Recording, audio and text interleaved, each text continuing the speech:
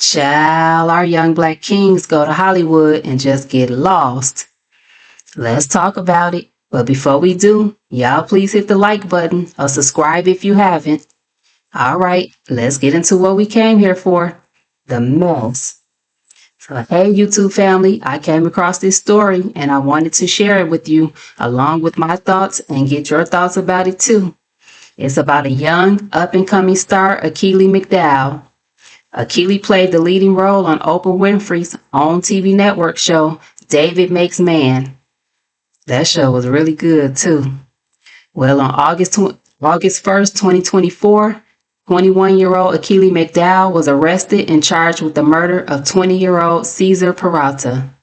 Neighbors of Akili says it was a drug deal gone bad. On July 20th, Akili and Cesar had gotten into a scuffle after Mr. Peralta tried to buy some weed from Akili. During the fist fight, Akili pulled out a pistol and shot the 20-year-old. One shot, Mr. Peralta tried to escape to his vehicle, where Akili then followed Mr. Peralta and shot him in the back. That's cold-blooded. Neighbors then said Akili ran to his apartment, came out with a backpack, and fled the scene. Once officers arrived, 20-year-old Cesar Peralta was found dead in a parking lot. This happened in Houston, Texas. Akili is now sitting in jail and being held on a $400,000 bond. Wow, this really saddens me for both young men. I remember admiring this young man when he played on David Makes Man, and although he was only 15 years old, that kid could really act his butt off. I mean, you could feel every emotion shown. I can also remember watching his interviews and seeing that there was something very special about him. It was like he had this glow about him. It seemed as if he was a chosen one.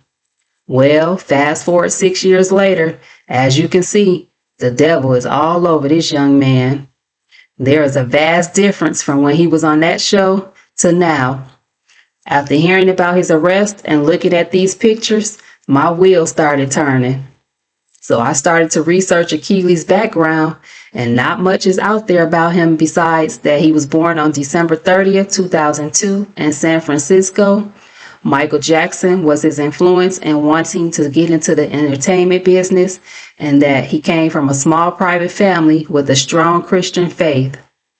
So one would have to think, did Akili have demons in his past, or did he acquire them after arriving in Hollywood? Now let's talk about another young black fallen Hollywood actor, Marcus T. Pollitt. Marcus was a young actor that played Miles Mitchell on Moesha. Marcus went on to play other roles, but nothing really big as the role on Moesha. As you can see, Marcus has also fallen from grace since being in Hollywood. This picture is from a mugshot from a DUI arrest in 2015. Marcus also has a history of being arrested for domestic violence.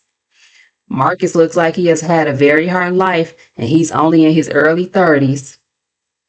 Let's move on to another one. This is DJ Daniels. DJ played a young Michael Hughley on The Hughley Show.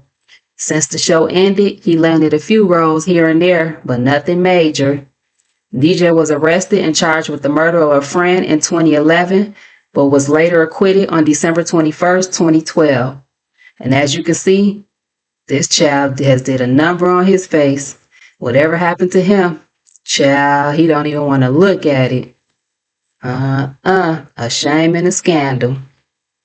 DJ has done interviews since being acquitted where he was asked about his upbringing and what was the reason that he tattooed his face like that. DJ said that he came from a middle-class family that later divorced and the family got split up.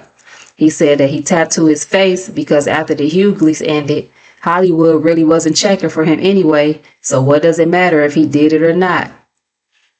Wow, this poor baby. Now let's talk about the tragedy of them all, Orlando Brown. Orlando went from being a cute, bubbly kid on Disney, That's So Raven, to now making a fool of himself in interviews on YouTube for checks. Now, Orlando has admitted to some horrific things happening to him behind the scenes, but most of his interviews are done while he's under the influence. But I do believe that Orlando tells those outlandish stories because he is still very much afraid for his life. So my question to y'all is, do y'all believe these children came in with a family or personal history of fighting demons? Or were they introduced to them once they arrived in Hollywood? Y'all let me know your thoughts in the comments. And again, thank you for stopping by. Please like, comment, and subscribe.